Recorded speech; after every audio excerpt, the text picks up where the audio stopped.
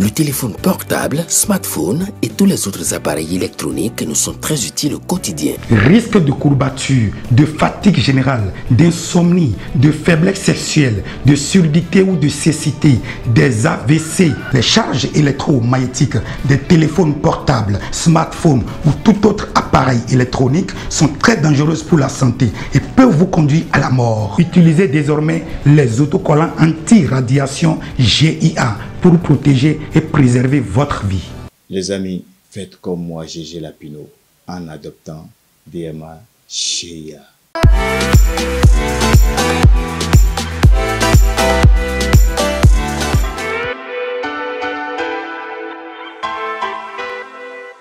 Quel immense plaisir, mesdames et messieurs, de vous retrouver dans votre émission matinale, le meilleur réveil. Nous y sommes donc pour le compte de ce jeudi 21 novembre 2024. Nous lançons donc tout de suite et maintenant la toute première rubrique de cette émission avec Mathieu Kolawale Bokor. Mathieu Kolawale Bokor, bien le bonjour. Bonjour Latifat, bonjour à tous les amis téléspectateurs. La revue des titres de ce jour, mesdames et messieurs, c'est bel et bien avec vous, Mathieu Kolawale Bokor. Et on démarre par le journal Oko qui met en manchette fin d'année l'avènement du grand banditisme. Le gouvernement active le dispositif sécuritaire pour contrer les hors-la-loi. La boussole, Conseil des ministres au Bénin, le renforcement du dispositif sécuritaire pour les périodes de fin d'année, annoncé aussi la réflexion des pistes et routes en tête pour la campagne commerciale 2024-2025 ordonnée. Le coopérant, après plus de 30 ans de gestion opaque de l'hôpital de Ménotin, l'État béninois relève de nombreuses irrégularités et engage des poursuites judiciaires contre les mises en cause. Le patriote Tanon mine le terrain à ses partisans en parlant justement de la présidentielle de 2026. Fraternité, fuite des médecins béninois, les raisons d'un exode massif.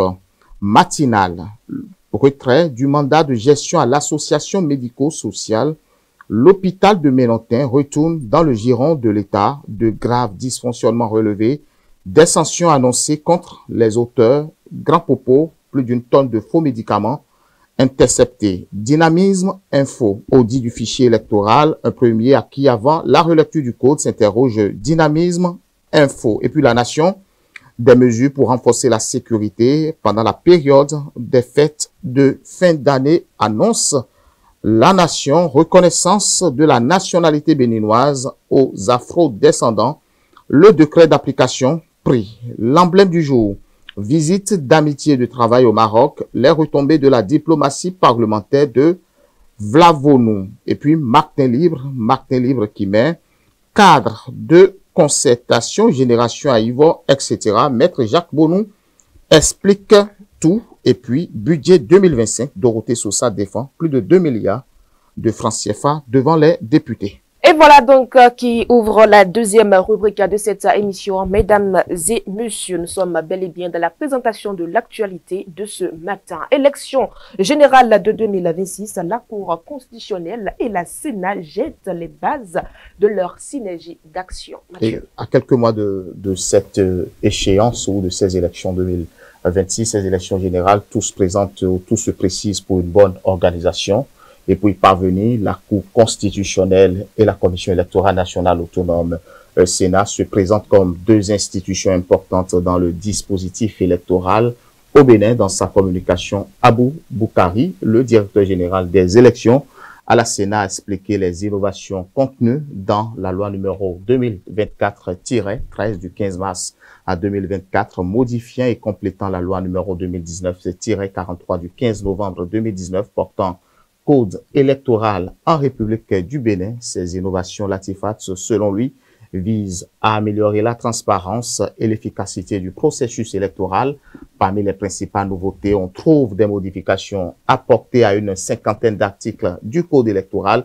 Ces changements incluent des ajustements pour mieux gérer les partis politiques et assurer une application pratique plus rigoureuse des nouvelles dispositions. En procédant à la cérémonie de clôture du séminaire, le président de la Cour constitutionnelle, le professeur Dorothée Sosa, a exprimé sa gratitude envers tous les participants pour leur présence et leur engagement lors des travaux.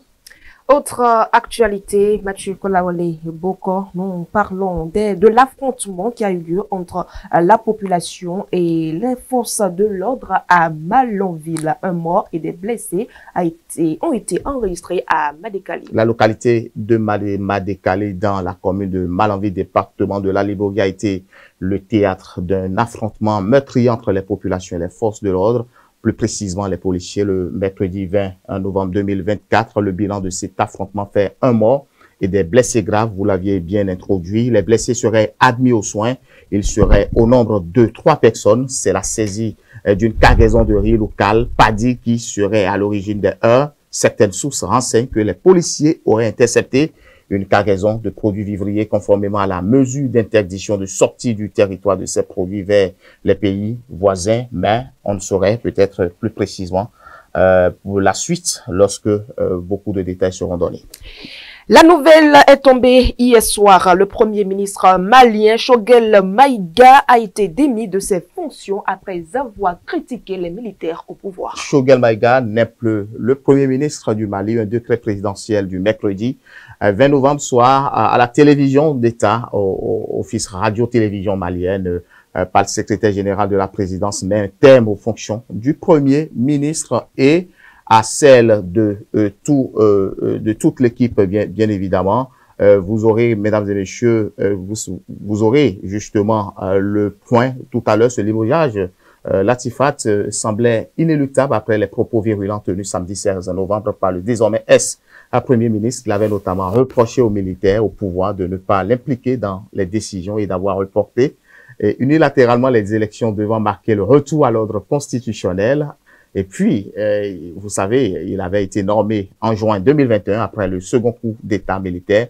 La précédente équipe, le président Bahandao et le premier ministre Mokta Wan avaient tenté d'écarter certains colonels putschistes du gouvernement, ce qui avait provoqué cette rectification de la transition selon l'euphémisme officiel. Et à l'instant, vous nous révélez l'identité des 24 nations qualifiées pour la CAN Maroc 2025. Le tableau est désormais connu. La liste officielle des joueurs seront aussi dévoilées tout à l'heure. Vous allez le voir, mesdames et messieurs, avec nous. Et puis voilà, nous y sommes. À Maroc 2025, l'identité des 24 nations qualifiées, vous l'aviez bien dit.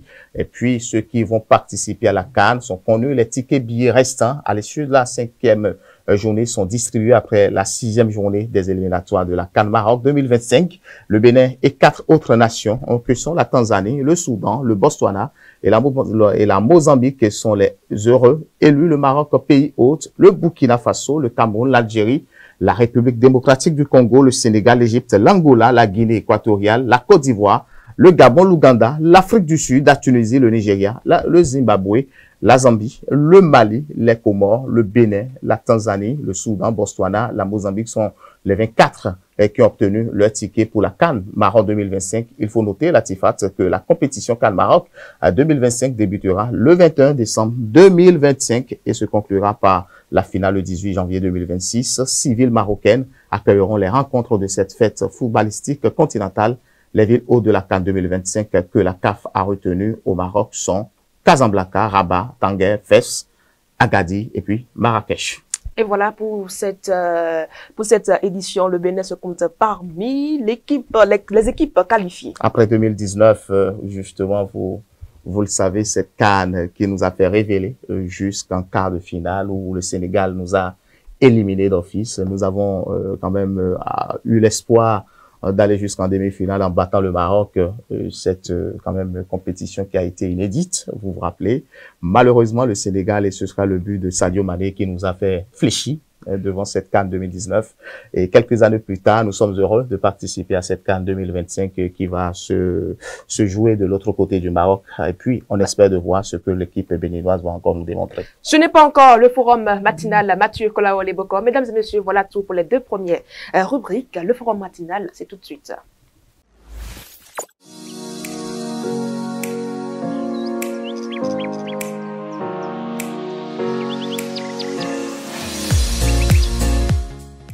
Mesdames et messieurs, c'était quand même prévisible. Après ces déclarations, le Premier ministre malien, Choguel Maïga, était démis de ses fonctions. Mathieu Kolaole Boko, personne.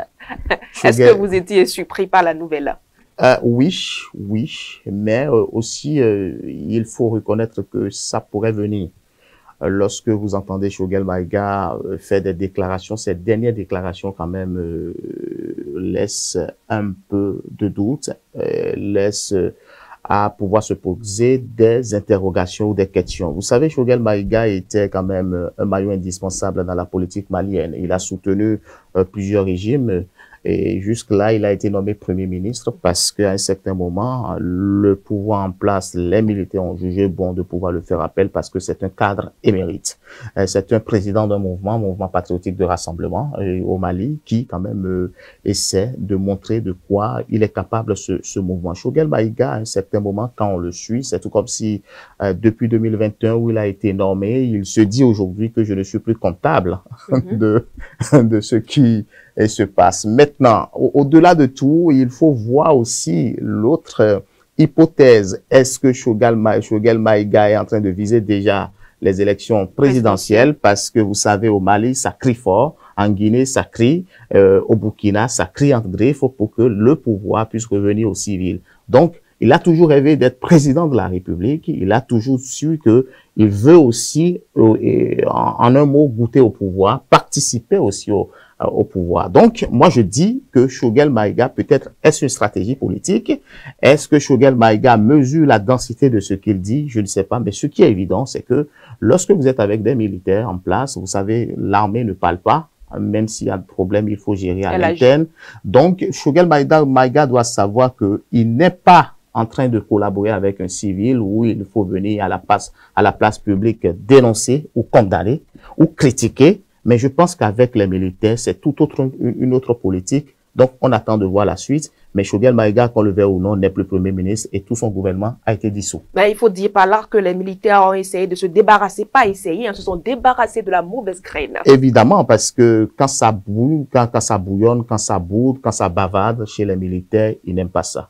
Et à un certain moment, il faudrait quand même qu'on assume ses responsabilités. Choguel Maïga, avec sa stratégie, pourrait dire, bon, je serai peut-être l'opposant, hein, d'accord, de ce régime en place pour que peut-être je sois vu par le peuple malien.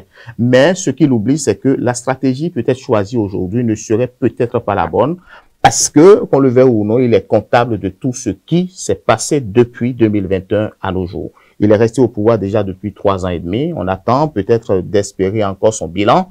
Et lorsque le peuple malien va juger que le bilan de Choguel Maïga n'est pas bon, Choguel Maïga, qui était resté peut-être dans le giron ou dans le dispositif de ce pouvoir en place, les militaires, aujourd'hui qui vient nous montrer quand même que de l'autre côté, ce sont le diable. Aujourd'hui, moi, je suis le saint. C'est-à-dire que ça laisse à douter. Et nous espérons et nous allons voir la suite. Mais je pense que Choguel Maïga, aujourd'hui, avec ses chances en politique, c'est encore très, très restreint. Et c'est encore très, très minime. Donc, l'homme risque de mourir politiquement bientôt. Évidemment, parce que l'homme même risque d'être poursuivi judiciairement. Parce que vous n'êtes pas sans savoir que un de ses proches a déjà dit que Choguel Maïga risque d'être évincé de ce pouvoir-là. Et ce qui a coûté même un mandat d'arrêt à ce proche. Donc, Choguel Maïga pourrait peut-être être poursuivi.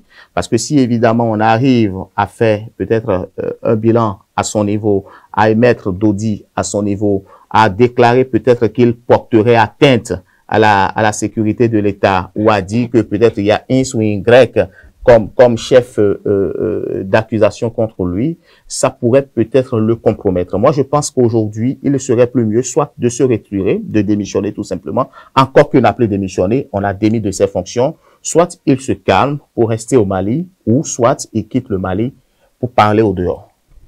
Merci à vous, Mathieu Kolaole Bokor. C'est tout pour le forum matinal de ce matin, mesdames et messieurs. La suite, vous la connaissez si bien. C'est juste après la pause.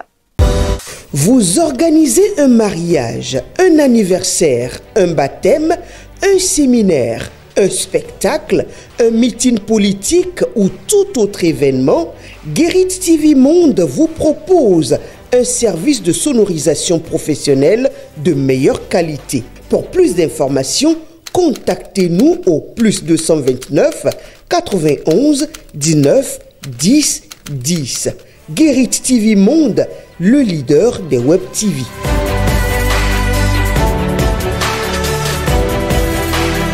De retour sur ce plateau, mesdames et messieurs, nous retrouvons à présent Patrice Ayroutan dans la livraison de la météo de ce jour.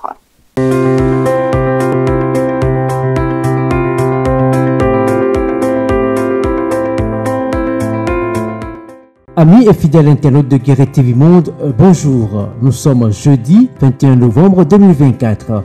Voici la page météorologique de ce jour. Ce matin et dans l'après-midi à Abomey-Calavi, nous aurons un ciel à moitié nuageux avec de faibles risques d'averses. La température ce matin dans la ville d'Abomey-Calavi sera de 25 degrés Celsius et le vent sera dans les alentours de 15 km par heure.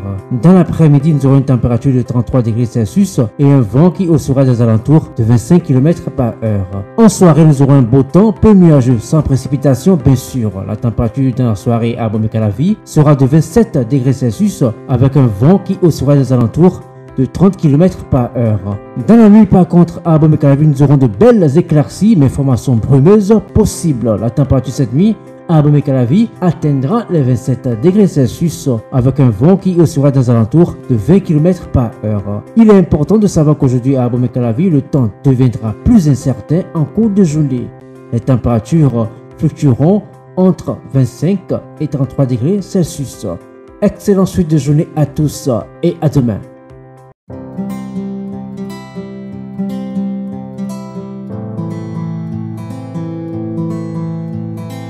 Santé et bien-être, c'est tout de suite, mesdames et messieurs, avec Fauzia Sefo.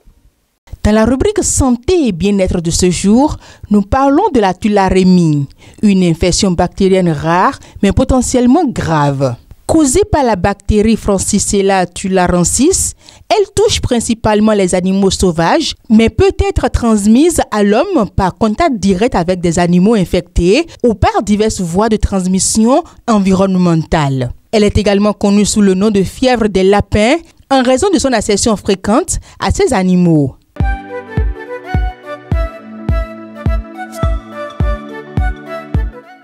Elle est causée par l'infection avec la bactérie Francisella tularensis qui peut se transmettre à l'homme de plusieurs façons. Contact direct avec des animaux infectés, les rongeurs, les lapins, les lièvres et certains autres animaux sauvages peuvent être porteurs de la bactérie, en particulier les animaux morts ou malades. Piqûres d'insectes. Les tiques et les mouches, notamment les mouches à viande, peuvent transmettre la bactérie lorsqu'elles piquent un animal infecté, puis une personne. L'ingestion d'eau ou d'aliments contaminés. La consommation d'eau non traitée ou d'aliments contaminés par des animaux infectés peut également être une source de transmission. L'inhalation de poussière contaminée, par exemple en manipulant des peaux d'animaux ou en travaillant dans des environnements où la bactérie est présente, peut être un mode de transmission.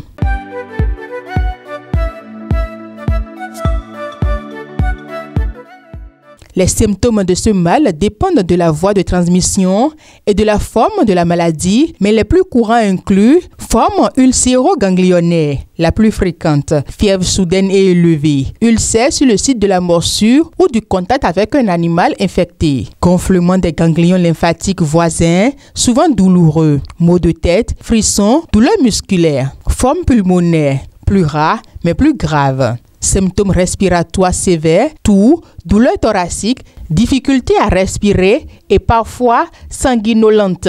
Peut évoluer vers une pneumonie grave, un choc et des défaillances organiques.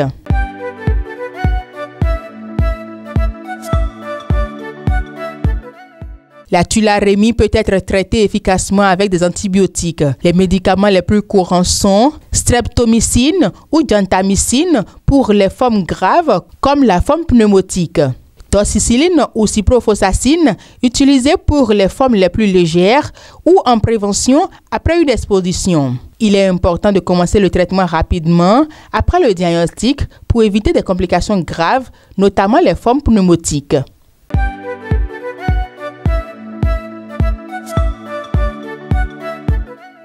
Bien que la tularemie ne soit pas directement liée à une alimentation dans la plupart des cas, il y a certaines précautions alimentaires à prendre pour éviter l'infection. Viande crue ou insuffisamment cuite, en particulier la viande de gibier, comme les lapins, les lièvres ou d'autres animaux sauvages. La cuisson à une température suffisamment élevée est essentielle pour tuer la bactérie. Eau non traitée. Évitez de boire de l'eau non filtrée ou non bouillie provenant de sources naturelles, en particulier dans les zones où les animaux sauvages porteurs de la tularemie sont présents. Les produits laitiers non pasteurisés. Bien que ne sont pas une cause majeure de transmission, la consommation de produits laitiers non pasteurisés peut potentiellement présenter un risque en cas de contamination. Avant la prochaine rubrique de cette émission, l'interview matinale, nous allons faire un petit tour au service commercial. Vous organisez un mariage, un anniversaire, un baptême, un séminaire, un spectacle, un meeting politique ou tout autre événement, Guérit TV Monde vous propose un service de sonorisation professionnelle de meilleure qualité. Pour plus d'informations, contactez-nous au +229 91 19 10 10. Guérit TV Monde, le leader des web TV.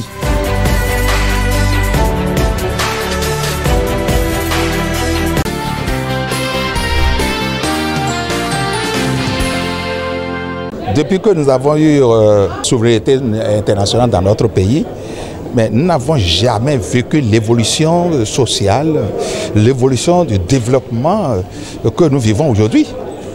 Il faut qu'on se dise certaines vérités. C'est parce qu'il y a des gens qui ne sont pas au pouvoir et qui cherchent à prendre le pouvoir et eux autres, ils mentent au peuple. Non, ce n'est pas ça chez nous. Nous évoluons. Voyez-vous? Donc Patrice Talon a fait tout ce que nous voulons. Il a fait tout ce que nous voulons. C'est vraiment dommage parce qu'il y a qu'on appelle une certaine limitation, n'est-ce pas, de mandat. Sinon, c'est un monsieur qui doit toujours rester avec nous et nous allons bénéficier, n'est-ce pas, de ses expériences, de son intelligence. Il a fait quoi, par exemple? Mais écoutez, quand vous voyez maintenant notre économie, ça évolue très bien. L'agriculture, ce qu'on nous vante, on nous vantait chaque fois à la télé, on a dépassé, même multiplié. Voyez-vous, les résultats à ce niveau sont vraiment louables. Et si vous voyez également dans le domaine de l'éducation, parce que moi je suis de l'éducation, je pense que tout est bien cerné. Tout est bien cerné, il n'y a plus de désordre dans l'éducation. Vous voyez, les soulèvements sociaux ont cessé pour donner place, n'est-ce pas, au développement. Donc nous sommes en train d'aller tout droit au but. Et il n'est pas loin, n'est-ce pas, de faire révéler davantage notre pays. Vous voyez, regardez l'aéroport. Avant, quand je descends à l'aéroport de Cotonou, c'est comme si je suis arrivé dans un village. Mais aujourd'hui, nous n'avons rien à envier aux aéroports internationaux. Ça, c'est la vérité que je vous dis. Vous voyez, hein? On a le plaisir même de voyager et de revenir. Et on a le plaisir aussi d'accueillir les étrangers chez nous. Voyez-vous, c'est ça. Nous devons, n'est-ce pas, être dans le concert qu'on appelle dans le concert international. Et c'est ce qu'il faut. Donc je vais vous dire que Patrice Talon a beaucoup fait et nous devons, n'est-ce pas, l'acclamer et lui souhaiter longue vie. Ce qu'il a fait dans notre vie, c'est Maus.